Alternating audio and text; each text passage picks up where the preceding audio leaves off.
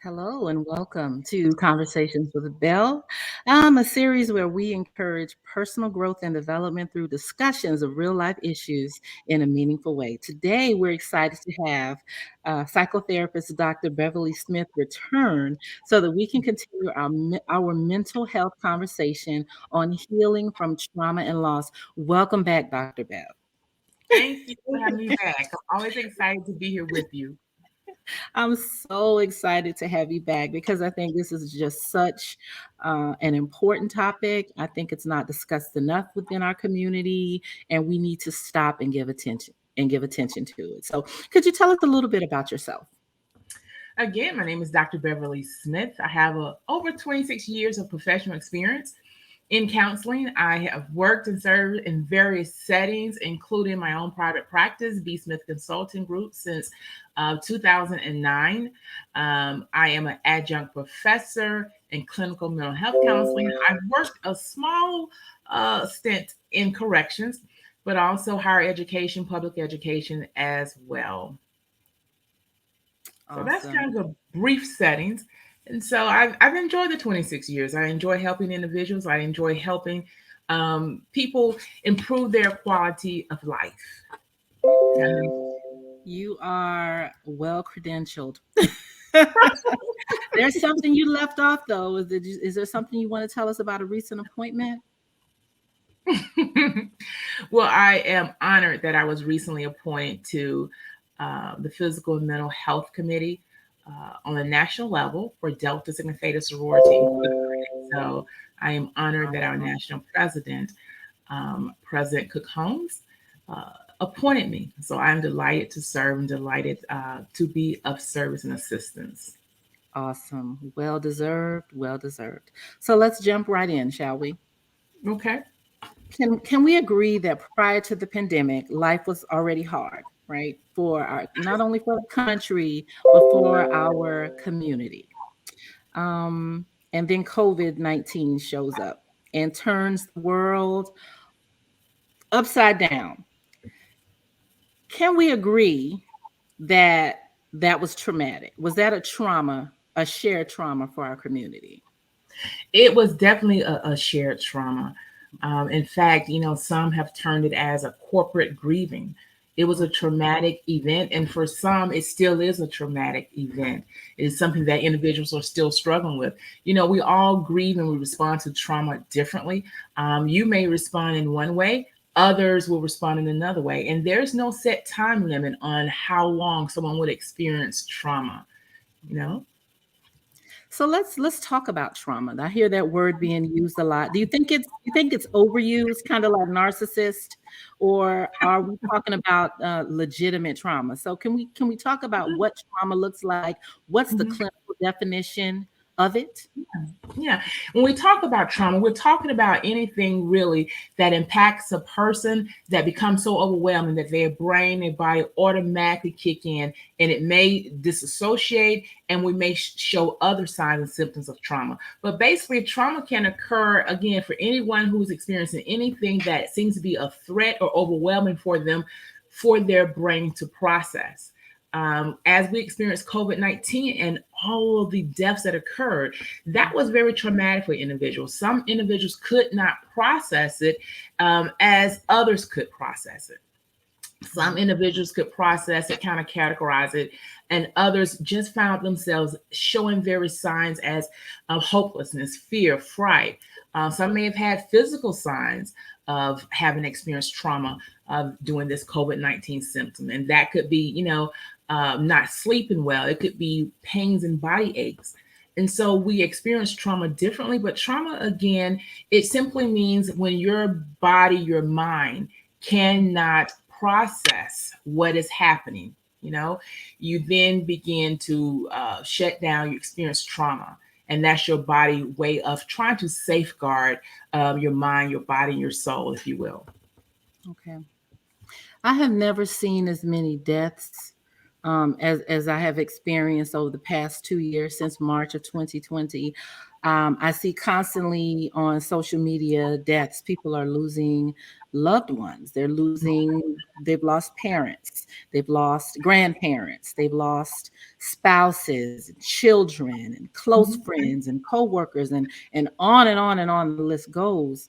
Um, how do you unpack that, especially with the, I mean, there are people I'm still processing that passed away at the beginning of the pandemic, that I'm still trying to process that they're gone.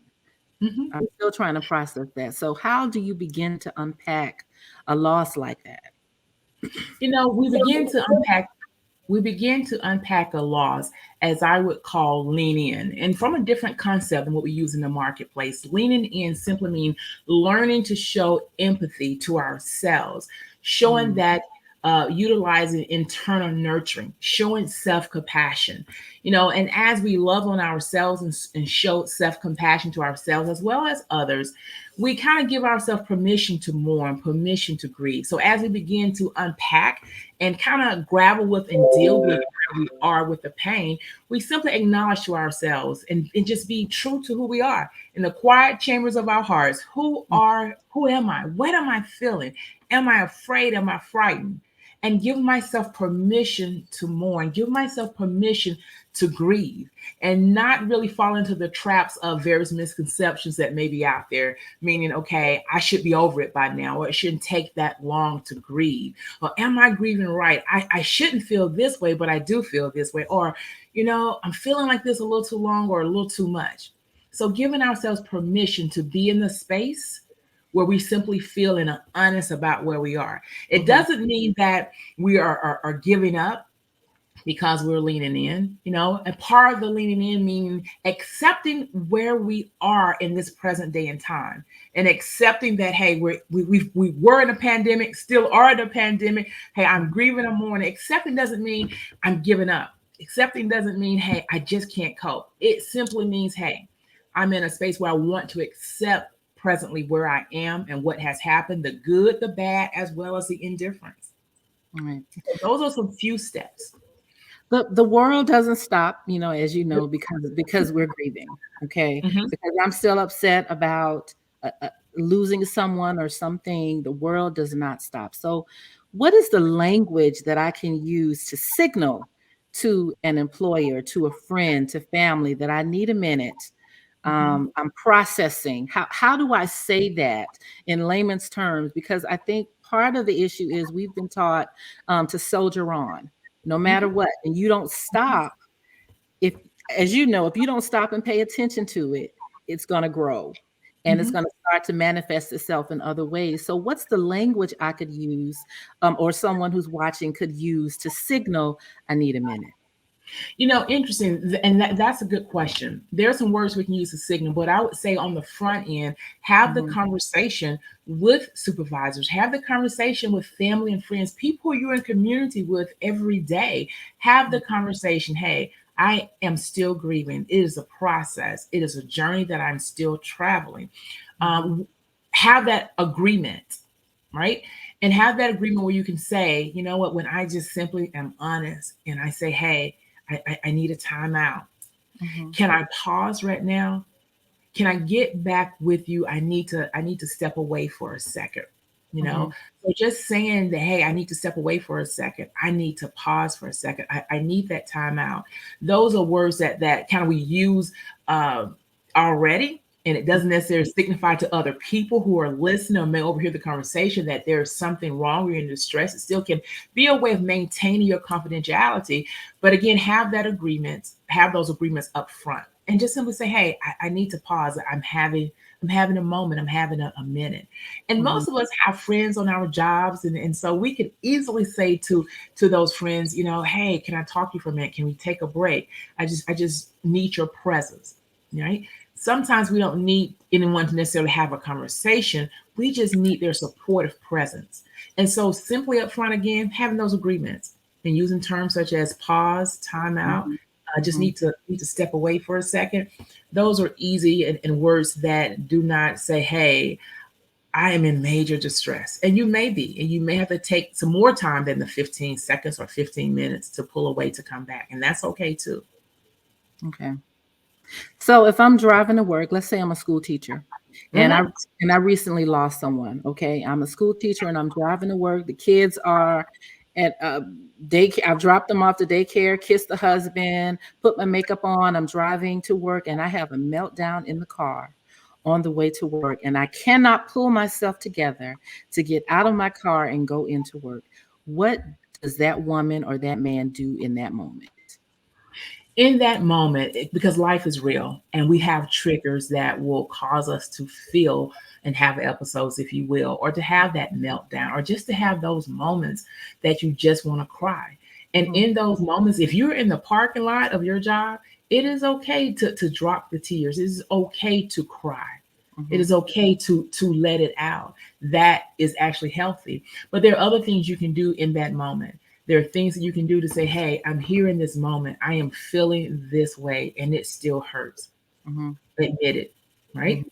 But also remind yourself what we call self-talk is Mhm. that this too shall pass. Yeah. You know, I'll ride the waves. I'll ride it out. I can get through this, you know. Mhm. And also in those moments, who are individuals that you've already designated that you can call? It may be 2 or 3 people that you can call at 8 o'clock a.m. or at 1 o'clock Mhm. in the morning and say, hey, I'm struggling here.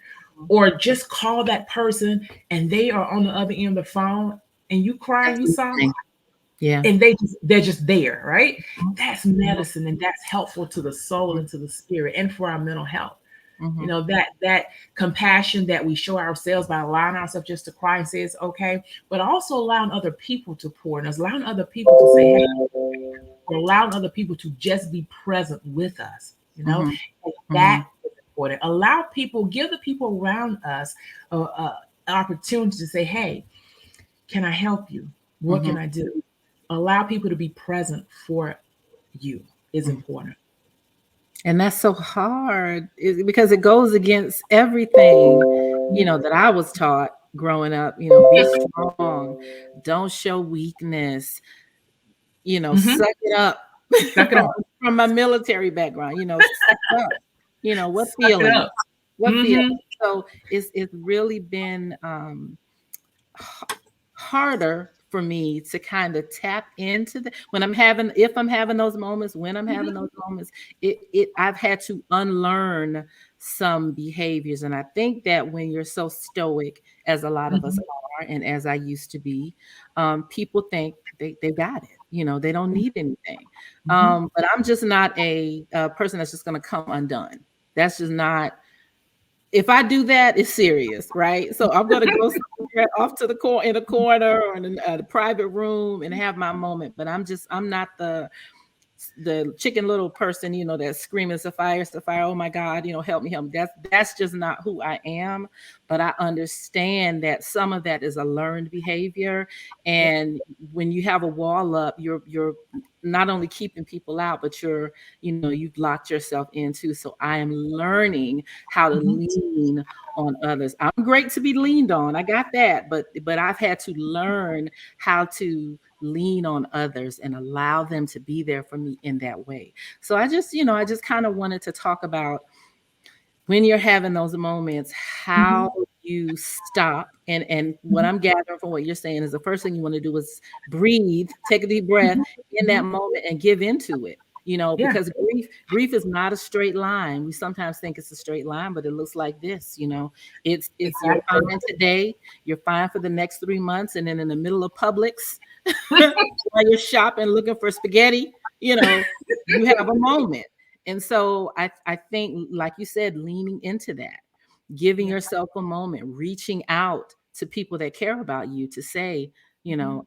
I need a minute or I need you, and communicating to your employee, with your employer, Yeah, your what's employer, your going on with supervisor. you. Yeah, you have to do that. You And have one to. of the things that I have found that has been very important as well and been helpful for individuals Mm-hmm, who are high achievers or just kind of, close and don't reach out to individuals and don't want to cry, do not want to let it go, mm-hmm, then schedule time that that you may grieve. Mhm. We can schedule it. We can schedule the Mhm. time that you can say, okay, I'm at work. For some people, I don't want to cry now. I just have to hold it together, have to be strong. Then Mhm. okay. But then when you go home this evening, 8 o'clock, 9 o'clock, schedule some quiet time that you can meditate, some quiet time that, hey, maybe you can cry. Schedule time, hey, I'm gonna call a friend, somebody who can just listen. I just want to be present for myself. What am I feeling? What am I thinking? Those things are just really important. And what we're saying to ourselves is important. You know, Mhm. I think a lot of us have learned behaviors of, hey, you should be strong, you should suck up, you should keep going. Yes, that's there, but we can learn and new behaviors, right? Yes. And we can repeat those things. Hey, I'm valuable, I'm worthy of support. Mhm. It is okay to allow people to support me and to be there for me. And that's a form of receiving love as we give love. Mhm. Mhm. What does holding that in, what on a cellular level, holding Mhm. all of that in does what to your body physically? If you don't let that out, what Mhm. happens to you physically? It's interesting when you don't deal with the mental health piece of Mhm. grief and grieving and of loss and the trauma. It shows up in our body in some way, somehow. It Mhm. shows up. For some individuals, it may show up in various physical ailments Mhm. and diseases. And so there's this book about the body keeps a score, and it talks about trauma, unresolved trauma, how it shows up in our body. It talks about the neuroscience of it. It talks about the connection of our brain and trauma and how we feel and how we behave and how we show up in a healthy or unhealthy manner. Yes. And so we do have to be mindful of, dealing with unresolved issues because that's extremely important. A lot of us may not realize that we're dealing with unresolved issues. And so when trauma happens, is there. Now we have trauma on top of trauma for some of us. And then we begin to respond in a way, for some, not all, of lashing out or outbursts. And those may be some of the indicators that, hey, there may be some things that are unresolved. And if someone has unresolved issues, because I think all of us to a certain degree have things that we have grappled with or are grappling with or processing and journeying through trying to resolve. And so if we find ourselves in that space, just give ourselves permission to journey through and give ourselves permission again to be loved on, to receive Mhm. support as we give it. Mhm.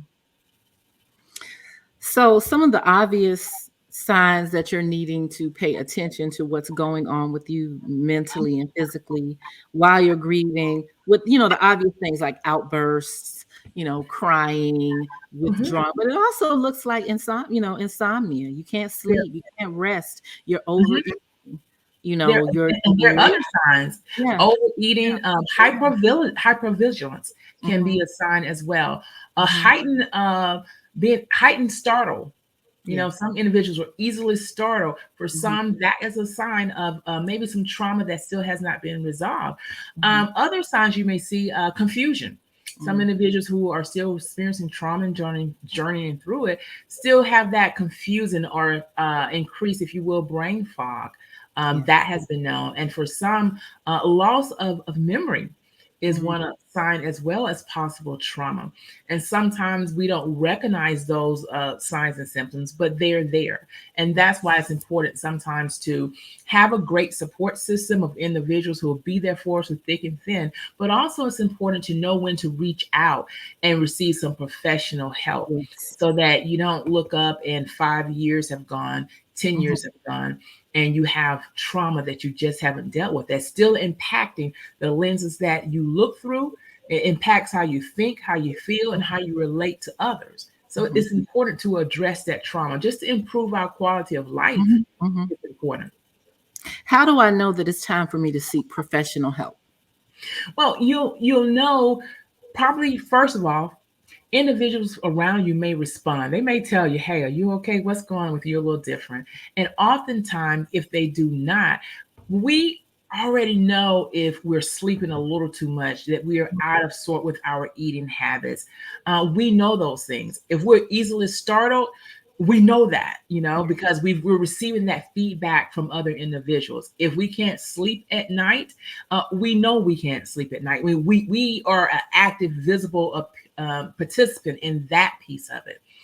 Sometimes individuals may not recognize that they're snapping at other individuals. They may not quite recognize that they're irritable, but for the most part, for when we are reflective of who we are, reflect on the day, or just look back over the days and the years, then we can say, hey, I was not on point at that particular day, or I maybe didn't respond as I wanted to respond. And so doing the reflection, self-assessment help us to kind of pinpoint those times, but also the people around us Mhm. help us to kind of notice when we're not our best selves. And interesting, when you talk about grief and grieving and mourning and trauma, we have to keep in mind we won't show up all the time as our best selves. And it's Mhm. okay that we don't show up as our best selves. Mhm. So give ourselves permission. Give ourselves We permission to be. right. We society doesn't really give our community permission to just be. We're not supposed to have those emotions that other communities are allowed to have. So I think Mhm. it's really important that we say, no, I need a minute. I am human. I am not a robot. Mhm. I am really going through something right now, and I need to stop and pay attention to it now, or it's going to force me to pay attention to it later if I don't get a handle on this. Mhm. So I love that you said that. Now, what should we be looking for specifically if we are grieving and we're Mhm. looking for a therapist or a counselor? What type questions should we be asking to find the person who's going to help us get through that? There are several things you can do to vet a particular therapist. I would always say, make sure that the individual is truly licensed to provide you psychotherapy, and that is important. If you're seeking out a therapist through your insurance company or, perusing websites, and just look for are they licensed, whether they are licensed psychologists, licensed marriage and family therapists, a licensed professional, just make sure again that the individual is licensed versus just, and I'm not delineating between coaching, but there's a difference from someone who's receiving coaching versus receiving therapy. So being licensed, talk with the person via phone.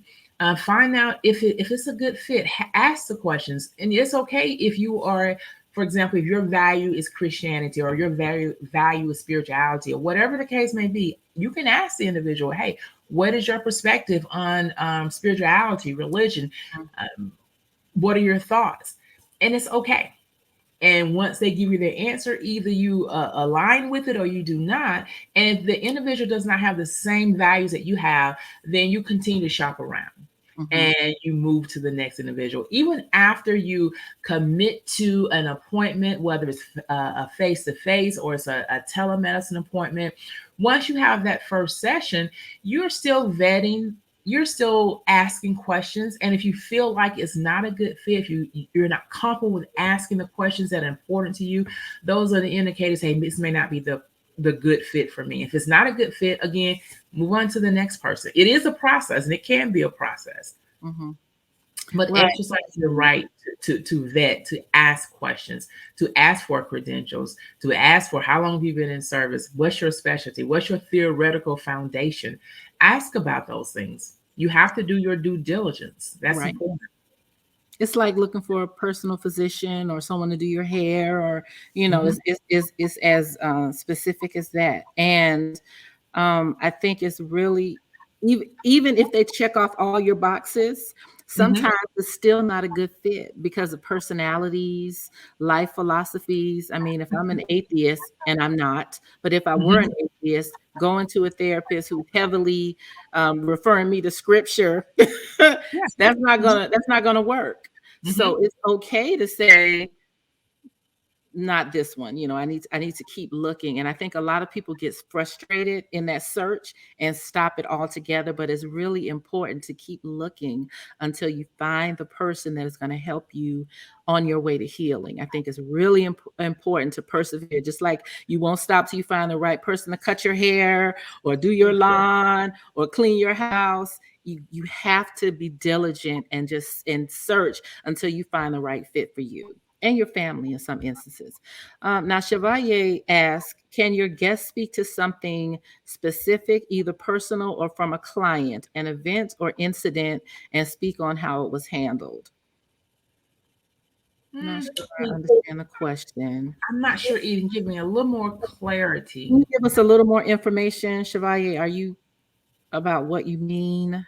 And we'll be happy, she'll be happy to answer it. Hmm. Okay, but we'll keep going until we get some more information. So when we're talking about grieving and loss, most people's default is death, right?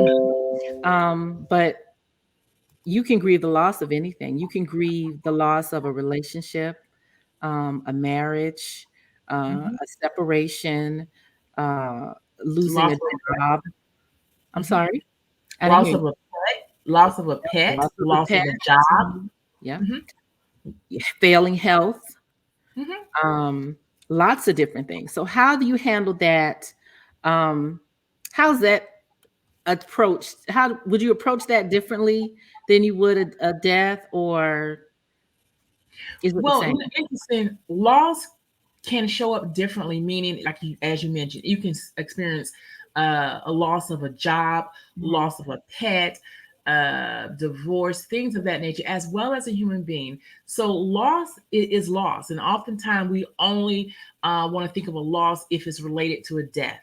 But mhm, regardless of all those losses that you may experience or not experience, there are some things that we still will process through. You will mhm, still go through the grieving stage. And I would still recommend, as I mentioned earlier, as you're going through this process of grief, as you're dealing with the anger, the denial, and for some mhm, who may go through some aspects of depression, as you're journeying through that, hopefully you can journey through it to move to a place of acceptance and hope. But that process is not a quick process, it's not a linear process. mhm, But loss is still loss. And so as we're doing it, I was talking to a group and giving a workshop a few months ago on grief and loss. And one of the things I said to the group, you have to at some point commit to being unstuck. You have to show up for your own life. You mhm, have to be in a place and begin to embrace acceptance. And again, acceptance doesn't mean that, hey, I agree or I'm giving up. It means I'm giving up that struggle, that fight. I'm leaning into, I'm open to this process of this newness that's there for me to embrace. During COVID-19, a lot of people died. A lot of people are still sick, and we still have that long haulers effect you know and for myself, just because I'm a therapist, it doesn't mean I didn't experience loss. I experienced significant loss. Had an mhm, extremely dear friend of mine who passed, and then another dear friend of mine who passed, and then mhm, there were family members who passed, and I mhm, found myself in the same place that everyone else in, because mhm. loss is a loss, hurt is hurt, Yeah. and that process of journaling through grief, loss, and pain, Mhm. it's real. Yeah. And I know that from experience. I know that from walking through the process with other people. When my dear friend died, and actually my one of my besties, as you will, Mhm, when she died, I went through a phase of, you know, I'm angry. Why did she leave me? And those were questions. I was like, why did she leave me? And I started asking, what could I've done differently? Could I've been there? We're in the middle of COVID-19. No one's gonna allow. They were not allowing us in the hospital at that time. And so I went through all of that, of asking why did it happen and being upset. And I think when I first was informed or was told that she had passed, I I was wanted to be in denial, wanted to be in shock. So you're like, are you really sure? Really? Now, mind you, even though that is true, uh, she had COVID-19, and mhm, because she did, and she passed, there was a piece before that. Some people would say there's an anticipated grief, mhm, but that process still of anticipating it does not still alleviate the pain and the grieving on the other end. You mhm, know, I wanted to drive down the street to the hospital to be with mhm. her, but I'm Yeah. like, okay, it's a hometown. I could drive down the street. They'll let me in. Mhm. No, they were not. And Yeah. so pain is pain. Getting unstuck from that pain, it is indeed a process. Watching other people grieve the loss of their loved one was significant, and it's significant for a lot of people. So it's a process, it's a journey. And I learned, as I tell other people, to give myself permission Mhm. to grieve, give myself permission to mourn. And if I have a moment, guess what? I just have a moment. It's okay. And not discounting myself or my Yeah. professionalism because I'm human. Right. We're human. Hmm. Everyone watching is human. Hmm. And sometimes I think society forgets that we're human. We feel the same things as every other community. Can you talk a little bit about the stages of grief? Yeah, we talk about the stages of grief. Generally, when we first hear about grief, we go into shock, denial. We go into the piece of being angry.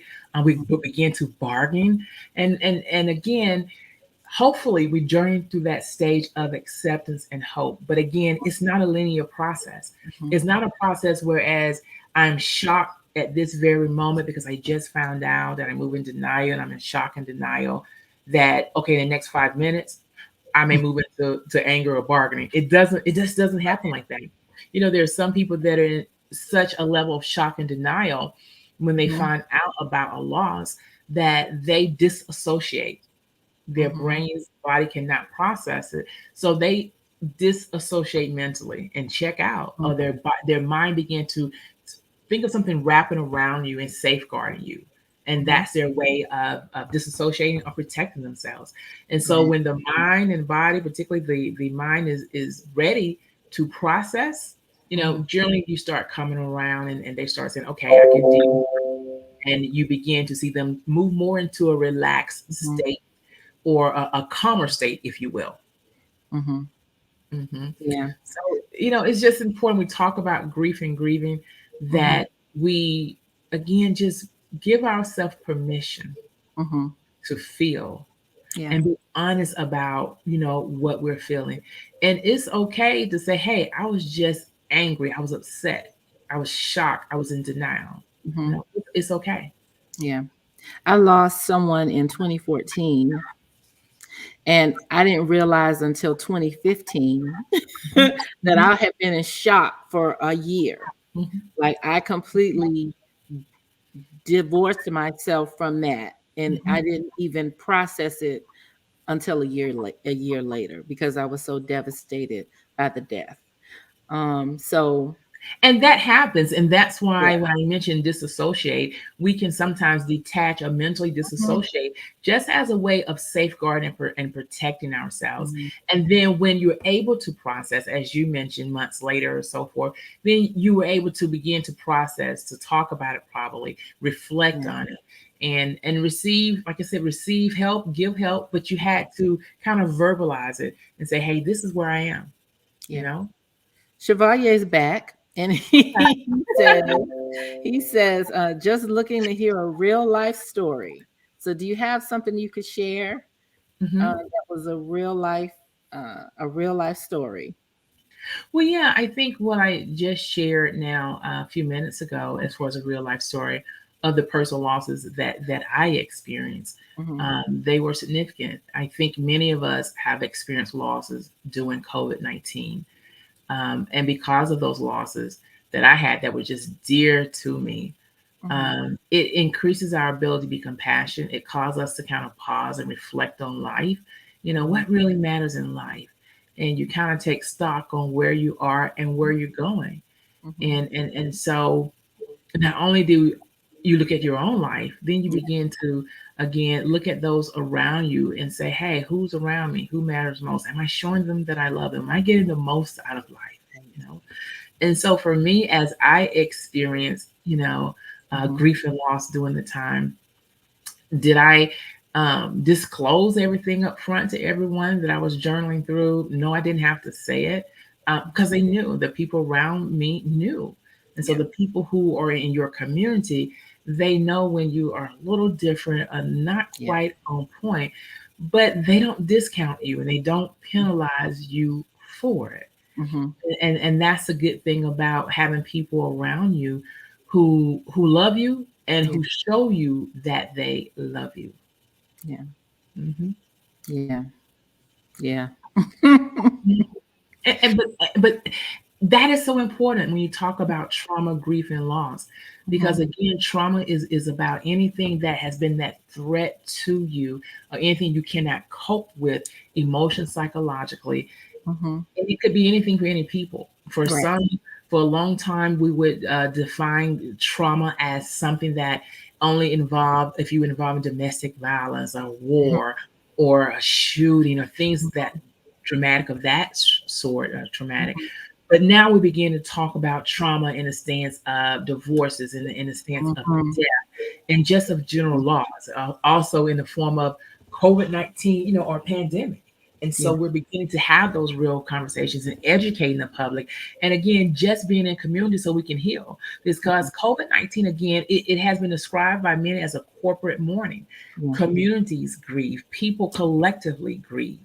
Mhm. Although we were isolated in our homes and people may have cried tears in the darkness and silence by themselves, but there were so many other millions of Americans in their homes and across the nation doing the same thing. And Right. so now collectively we have to talk about, how do we heal collectively? How do we be there as a community Mhm. collectively and recognize that trauma is just real and it's okay if you experienced it, Yeah. Yeah. you know? Yeah. Um. And I was going to add as well, you mentioned something earlier about, the world goes on in the midst of trauma and a Yeah. pandemic, and people expect you to just keep running Mhm. 100 miles a minute. That may be their expectation, but you have, as individuals, we are charged with taking care of ourselves and setting the standard and the pace for ourselves and Mhm. pulling away and doing the self care.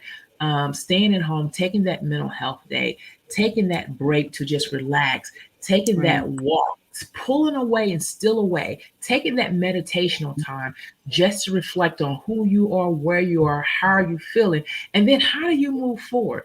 What are the resources that you can reach out to? What are the people you can reach out to that can be helpful? A Mhm. lot of us are still suffering in silence Yeah. because we're still ashamed of to admit or to show to people, hey, I'm hurting, this was impactful to me, and how do I move forward? That's difficult. So the world may keep running, Yeah. but you have to pause yourself and say, hey, I need a pause, I need a minute, I have to take care of me, and show the necessary self-compassion. Right. For people who were already dealing with issues, loss, mental Mhm. health problems prior to COVID, the isolation of it, I think it brought a lot of people to their breaking points. And can you speak to because my law enforcement friends and Mhm. my CPS worker friends all say that this is an unprecedented, there's been an uptick obviously in the violence in our communities. There's more domestic violence and child abuse cases coming across the desk that they're experiencing. And why do you think that is? Why is it Well, manifesting itself in that way now? Well, I think it's manifesting itself now is because people are stressed. They've experienced a trauma, Mhm. and they do not know how to cope and handle all of that trauma. Mhm. And so again, the outbursts, the increased violence, those are the signs that individuals have been traumatized and they don't necessarily have the skills to navigate through, right? And Mhm. so that's an indicator or a result of individuals not having the skills to navigate through. and and again, not having the skills is not a negative thing per se. It just Right. means we need education, we need individuals there to teach, to cope, to help individuals cope and help them learn new skills, Yeah. you Yeah. know and so, for those who are seeing and witnessing those kinds of things, I would say to the law enforcement individuals, hey, make sure you're doing your self-care, Right. to the physicians, to the nurses, to Mhm. the CPS workers, Mhm. even to the psychotherapists and those individuals. Make sure that you have a regimen for yourself. You have a schedule of your helping and serving time, but also some helping and serving time that you're pouring back into yourself. And Right. so again, you know, we have not been in a pandemic such as COVID-19 before. I think Mhm. we've had other crises before, yeah, but a pandemic that has lasted this long and has been so impactful, this is new. So we Mhm. didn't have a blueprint or a roadmap of how do I, when do I, how do I, should I? we Mhm. don't have that. And so people began to utilize the skills that they had. And Mhm. some of them utilized skills that were unhealthy. And did they know it in the time? Some of them did. Yeah, I believe that. But that was just their mechanism of coping. That was their soothing mechanism. Some individuals um, were soothing themselves by, doing unhealthy things, whether it was unhealthy drug Mhm. use, substance abuse, Yep. things of that nature. And also, during this time, there are a lot that participate in other activities such as, infidelity Yeah. uh, within individuals and humans, like marital or relationship infidelity. Those things happen a lot during COVID-19, and so Mhm. that was just a way of people trying to figure out how do I manage this? This is a Mhm. lot. How do I cope? Right. If I'm in a situation, I'm watching and I'm in a situation where I'm aware of a child being abused or I myself am being abused, Mhm. what advice would you give to that person that's watching right now? If it's happening to them or they're aware of it happening to someone else, what should they do? Now, if a child is being abused, I would always say, you know what, for myself, I'm a mandated reporter. Mhm. I think as adults, we all are mandated reporters. We all need to report if there's a child abuse because a child, needs the support and the help, and Mhm. they may not have resources the necessary to feel comfortable with reporting it. Right. Some kids do, but let's be mandated reporters. If we Mhm. know that a child's been abused, then report it to your local authorities so that that child can get some help. That's a bottom line with that one. But we do have adults and we have men and women who Mhm. have been in situations within their homes where domestic violence has occurred. Mhm. And I would say, you know what, get some help. Reach out to a therapist, reach out and get some help. You know, everyone's situation is different. And Right. there's a lot of research out there that will say do XYZ. There are a lot of therapists that will say, hey, they will make suggestions, but each case is different. And so that's why I would say, you know what, you have to look at each case to determine what are the necessary steps. To tell someone, to pack up and leave right now, Mhm. I wouldn't give that kind of advice. I think that that may be more negligent and not professional because I don't know the context of that Mhm. person's life or situation. Right. So if you tell someone that now they're in a home with an abuser and they say I'm leaving now and they get attacked Yeah. at that moment because they said it. So the question becomes, was that the appropriate advice? Should you have done that? And so you have to look at each case by case. You have to have a plan in place before you move. Please Mhm. put it now. Now, if I don't have health insurance, right? Mhm. But I need help because I'm grieving the loss of my mother or Mhm. father or Mhm. spouse. What resources and tools are there that are in place for someone like me who has no health insurance? How do I find, or can I, or do I just have to YouTube video myself to death? How Well, do you I know, help if I don't have the means to pay for a therapist? I don't have health insurance. I'm not making that much money where I can pay out of pocket. What do I do? Where do I it's interesting you mentioned like online resources and YouTube. go? I would always say consider the sources, but there are Mhm, some helpful resources that are out there mhm, that you can utilize to read to keep yourself motivated, to help give you tools to navigate that are there. mhm, But there are organizations out there that will and therapists who will provide you services pro bono, free, or mhm. give you a sliding scale.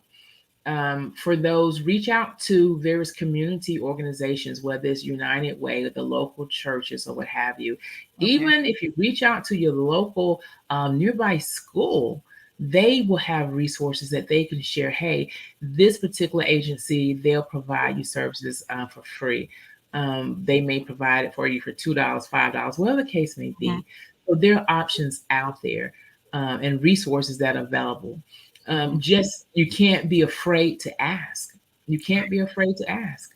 And I think that is where the hurdle and challenges sometimes can be, is Mhm, that individuals just are too afraid to ask. They don't want no one to know, hey, I really can't afford it right now, but right. I need some help.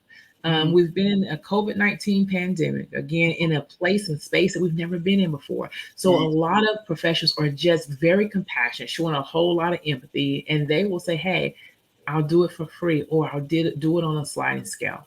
So Yeah. don't be afraid. Don't be afraid to ask.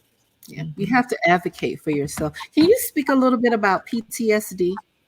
Because I Yeah. feel like on the other side of this, we will have all experienced some will have some sort of PTSD after this whole COVID ordeal. When we talk about PTSD, we're Mhm. still talking about individuals who will have experienced shock, Mhm. sometimes denial and disbelief. But when you talk about Yeah. PTSD, you're talking about the repeated, the ongoing flashbacks, the ongoing remembrance of what happened, and the inability to really do that self-regulation, Mhm. that we need to do. So we talk about PTSD, you're talking about more of, again, post-traumatic stress syndrome, something that continuously to be ongoing. You can't regulate, and you're having those flashbacks, you're having those memories, you're having those triggers that if you were managing and just maybe just in the beginning stage of trauma, you can't manage it with the PTSD as well. Can you manage it? Yes. Can you learn new coping skills? Absolutely, yes. Mhm. But when you have PTSD, that does require, a diagnosis by someone who's licensed, and they go through, the checklist, if you will. Yes, some of it, again, you will experience some similar symptoms, such as you do with trauma. But the key thing about the PTSD is that it's reoccurring. You're Mhm. having the flashbacks. You're having the memory of it that you just can't shake. You just can't deal or cope with it.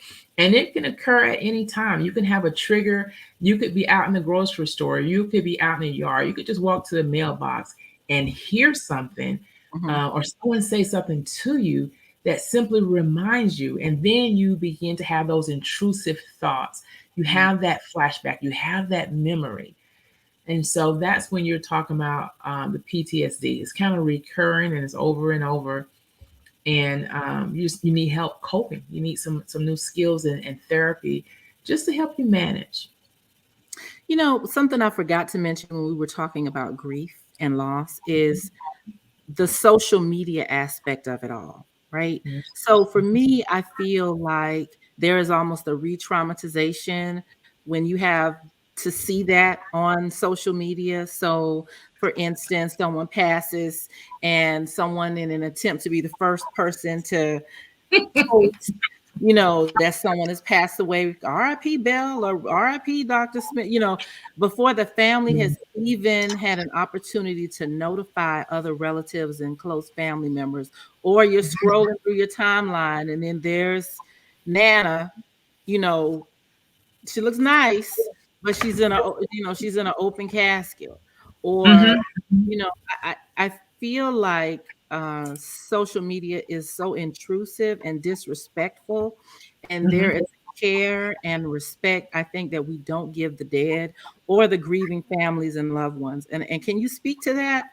Or do you feel any way at all about that? It's annoying to me sometimes when I see people who aren't even really close to people who passed away who are now posting, Mhm.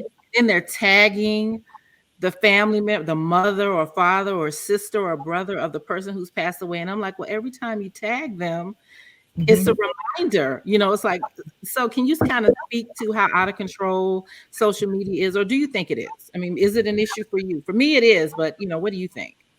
Well, I think it is an issue, Mhm. but the individuals who are posting, they may or may not think it is an issue, but at that moment, that's their response to the trauma. That's their Mhm. response to coping and dealing, is to post it, to Mhm. to show, hey, this hurt or this was impactful. But I think it's also, we have to take a step back and say, you know what? Let me think about this for a minute before I post. Let me kind of reflect. First of all, my own feelings. What am I Yeah. thinking? What am I feeling? And deal with ourselves first. And also allow the people, for the example, the family and friends, to kind of process it.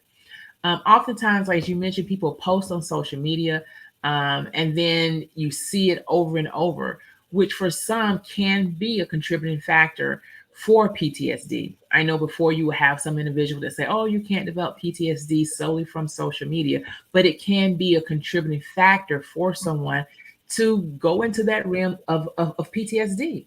And so I would just encourage individuals before you post on social media about someone who's passed, it's okay if you know the family that well and you're posting, is to get permission. You know, is it okay now to post right now, or should I wait? And if you're close to them enough to want to post, you should be close enough to be comfortable asking that question. You Right. know, I haven't had a difficulty in asking individuals that were close to me, hey, is it okay? Asking the family, can we post now? When do you want us to post? And they'll say, you know what? Give us a minute. And I respect that. One of the benefits of waiting is that it does allow the family just to kind of gain their bearing and Right. sense of being, and to deal with that immediate shock and denial, and just to deal with the whole mental piece of grieving and mourning. It just allows them that respect and gives them that space, which I hopefully, we want to give that family member or those friends, particularly if we love them, when we want to post and share with the world, hey, this happened. Mm-hmm. Just pause for a moment and say, hey, let me think about the family first. Where are they? How can I best help them navigate during this time? And they just may need a little space. They may say, give me a day, give me a two. Let's be respectful of that. And that's not hard to do. But sometimes, like I said, when we're in the midst of grieving and mourning, our best selves don't show up. And so for some individuals, their best selves just doesn't show up. And some of us get forgetful. We get excited, not to make excuses for anyone who Mm-hmm. prematurely post those things on social media, but some of us just get excited, and we go to post it because we want to share and we want to tell. And some of them, they say, I just want to share and tell so everyone can pray. And again, you just have to remind them, hey, that's not the best option right now. But That's still do that's it. bizarre to me. It's bizarre. Huh? It's bizarre to me. Like, I mean, I hear you, and but it's bizarre to me to want to rush and post about someone passing away.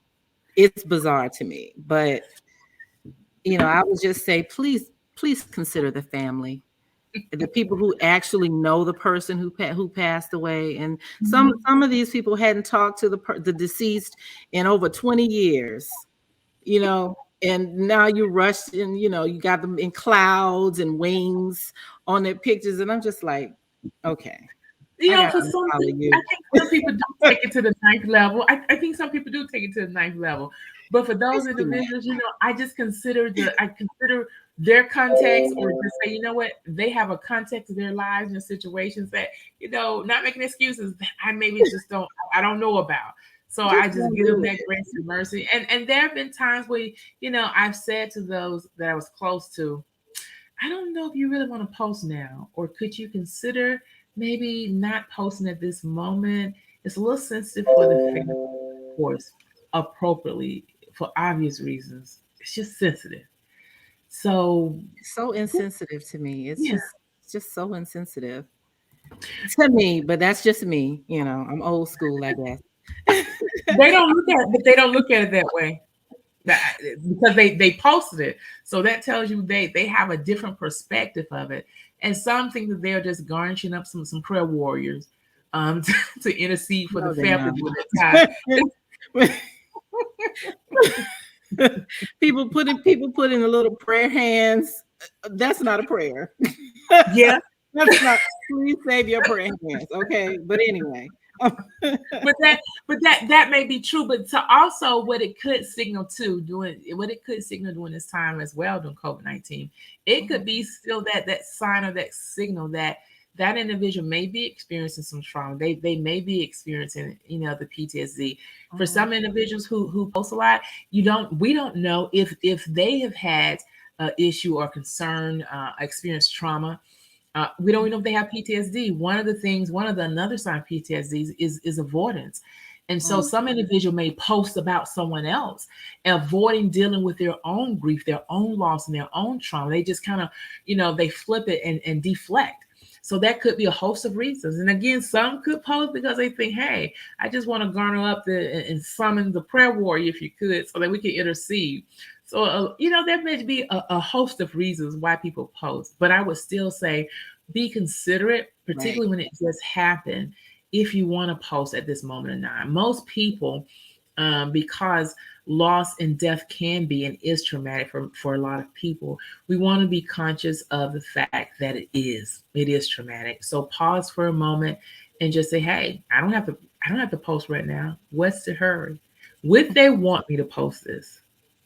And What would that's a good Jesus do? question. Jesus would not do that. For those who believe in Jesus, Jesus would not do that. Mhm. Okay, so I want to switch gears really quickly before we have to go. And I want to talk briefly about childhood traumas, right? Okay. So a lot of times I think that like I wasn't even aware that childhood trauma was a thing until, maybe Mhm. college or just getting out of Mhm. college. So can you speak to how impactful childhood traumas can be on in our adult lives? And I'm glad you brought that up because oftentimes we think trauma only exists with adults. Like there was Mhm, a time we only thought PTSD was something that war veterans or those who had been in war had experienced, and then we evolved to the place of saying, okay, those who been maybe in a severe crime and stricken environment can experience mhm, PTSD. Now we're in a place of now saying, hey, those who have gone through COVID-19 and seen significant loss and been there with a loved one who's seen significant or illness that they've seen just the detrimental and harsh side of it may experience PTSD. So mhm, it is not just something that adults experience, children experience trauma as well. And there's research out there that suggests even kids at 5 months have experienced trauma. mhm, There was a study out called ACE, Adverse Childhood Experience, and that was done by Kaiser and CDC. And mhm, basically, that study talks about children who have adverse childhood experiences have more than likely more prone to unhealthy outcomes later in life, whether that's from a physical standpoint or a mental standpoint. So that lends itself to talk about when we are with children or helping to ensure that children have a good or healthy life as they're growing up, mhm, free from, if you will, crime, free from witnessing domestic violence and things of that nature of trauma. But there's sometimes this trauma will just happen and we can't safeguard children or adults from it. But as we're talking about kids, we can't safeguard. There's some things that just happened. COVID-19 just happened, and mhm, our children and their mental health was definitely impacted. If you remember the first part of COVID-19, we were focusing on adults. We were mhm. focusing on frontline workers. Not Right. that we should not have, and I think that was critical and important, but you didn't hear a lot on the front end in reference to children, Mhm, school age children, kids, teen, youth. How are they navigating through COVID-19? And now you have more resources that will be put into the schools, and more resources being provided from the CARES Act to provide mental health services for our children. And it's important that we talk about these issues. We allow them time and space to talk about how they're feeling, how they're impacted, mhm, because the time is overlooked. We think of adults who will fear and cry in the dark and things of that nature. Well, guess what? Our kids did the same thing. And then we expected them to go back to school or to do school virtually and be present 100% without giving account to the fact that, hey, they're grieving. They don't necessarily have all the tools or resources to know, what do I do? Who do I connect with? mhm, But that's where we have to connect with them and say, hey, you're important. We realize that this was difficult, and show our kids and students the same grace that we would show adults. So there's research out there that's extremely important that says, hey, let's tend to our youth and our kids. Let's provide mental health care services. There's probably some that would say, and some researchers say, well, let's provide screening for a certain age of students, mhm, so that we can identify anxiety, depression a little early on, so that we can provide interventions.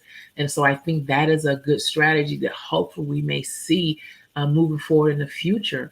Various agencies, institutions providing those screeners so that we can provide the appropriate interventions for our students. because we want to be able to help them have healthy outcomes later in life as much as possible. We Right. want to make sure we focus on, population health for our kids, for our adults. But we must do that by having awareness, by having the screening. Can you give an example of a specific childhood trauma that, if left unaddressed, how it could manifest itself in an adult relationship or life? Hmm. When I think of childhood trauma, I think of the things sometimes people think of domestic violence or child Mhm, who witnesses in a constantly um, uh, in that space of domestic violence. And mhm, unfortunately, that's not dealt with. They grow up, having developed some unhealthy thoughts and some unhealthy behaviors. mhm, Some individuals will become abusers themselves. Doesn't mhm, mean all will. And you have some that will be more susceptible to being a victim of being abused because they saw it growing up. And for mhm, somehow their brain translated to it's okay and when mhm, it's not acceptable. So when I think of domestic violence, is one of the things that shows up for individuals who experience or see or involved in witnessing crime a lot. As they begin to grow up, that trauma stays with them, and some will repeat that behavior and think, "Hey, violence is the way to solve an issue," because that's what they've seen, that's what they've learned. mhm, But interesting thing about what they've learned in the past, as indicating how they're performing now or behaving now, we can all learn new behaviors. People make mistakes, it happens, mhm. but being willing and open to learning new skills and learning from our mistakes.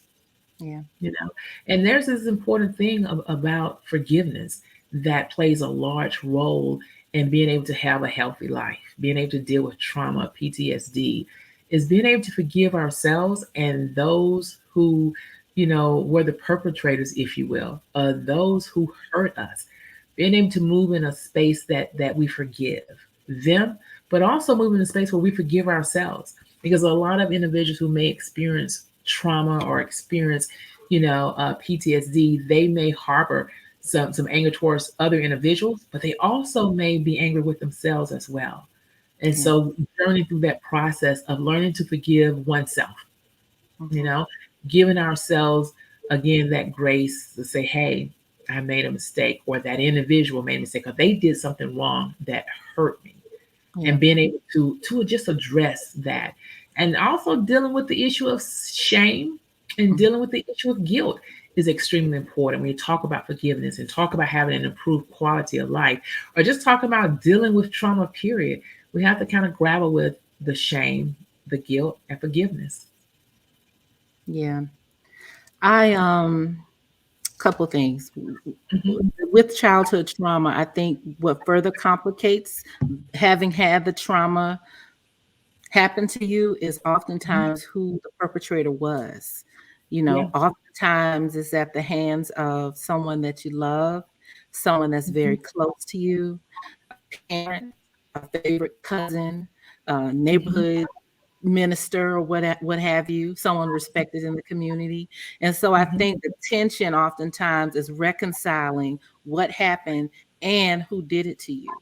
So I know for me, what I've had to do over the years as I work through things Hmm. has been one, forgiving the perpetrator or perpetrators, depending on what's happened, realizing that the forgiveness isn't for them. That's for me to release that their burden, for they know what they did, and that's on them to work through and heal from. But I have to let that anger, go. Hmm. And the other thing I wanted to say is oftentimes when we run into angry people, when we run into bitter people, when we run into sad people, I once read that, anger is sad's bodyguard, you know. So a lot of times when you run into those people that are that way, super angry, super confrontational, super defensive, it's a protective mechanism that they put in place because they're really very sad about something. And also in grieving, I wanted to say I read, grief is just love that doesn't have a place to go anymore.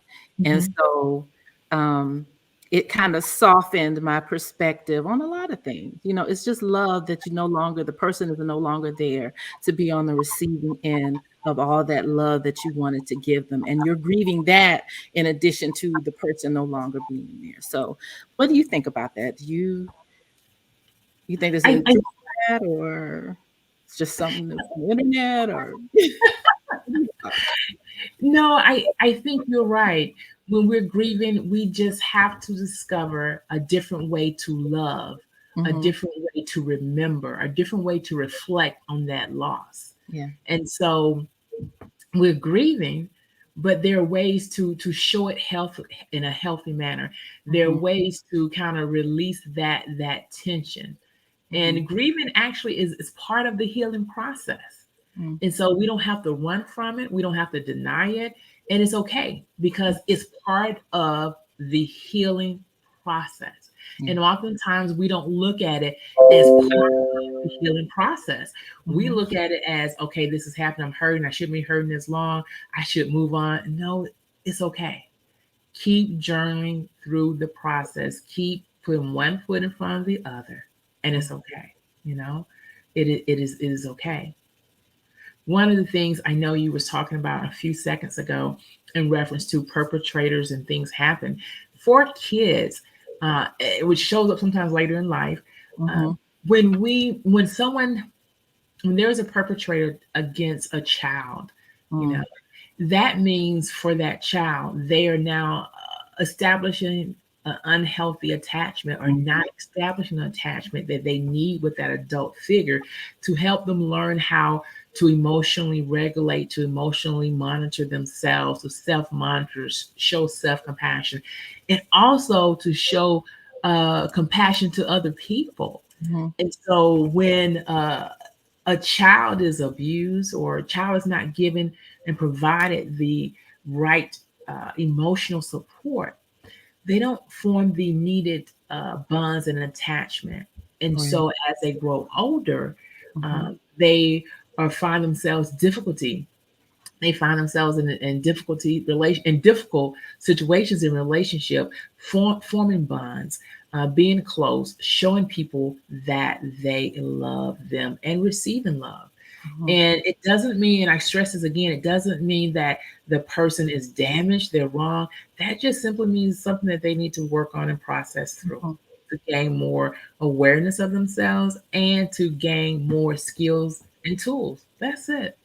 And so I think when we can begin to shift our mindset of how Mhm. we look at emotional distress, mental health, when Mm. we can begin to shift that, we can begin to embrace, we can begin to embrace receiving help, giving help, and being transparent and real with ourselves and Mhm. those we're in community with, and seeking out professional help when it's needed.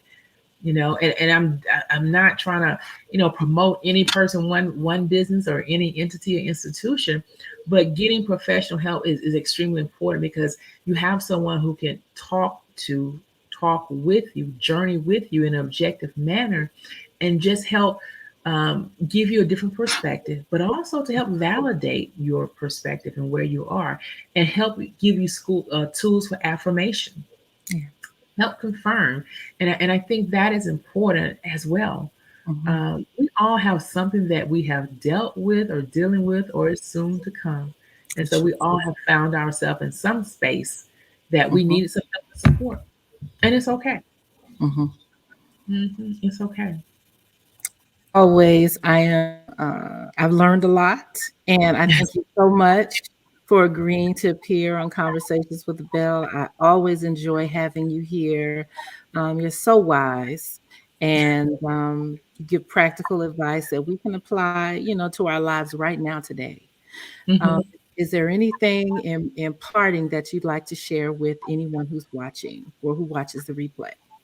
One of the things that, a few of the points I wanted to reiterate or share again, reiterate, trauma is real. We've been in the midst of COVID-19. And because of COVID-19, many have experienced anxiety. We've experienced loss. We've dealt with grief and mourning. And there may be in our long haulers effect Mhm. because that is so.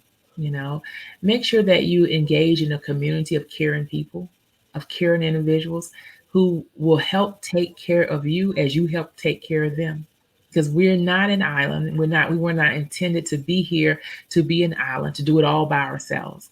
And so reach out to individuals and be in that community of people who will help love you and look out for you and help navigate and guide, and don't forget to lean in from a different perspective. Lean into family and friends, lean into self compassion, lean into nurturing yourself internally, lean into showing empathy to yourselves. And not only to yourselves, be aware that showing empathy and love to other people is essential as we navigate. And just because someone is not, just because someone is smiling, and just because someone is not crying, doesn't mean they're not grieving. You can't necessarily look at someone, not all the time. Some people they're in tears, you say they're grieving, but there are times that individuals are grieving and you won't see the outward symptoms. You won't see them.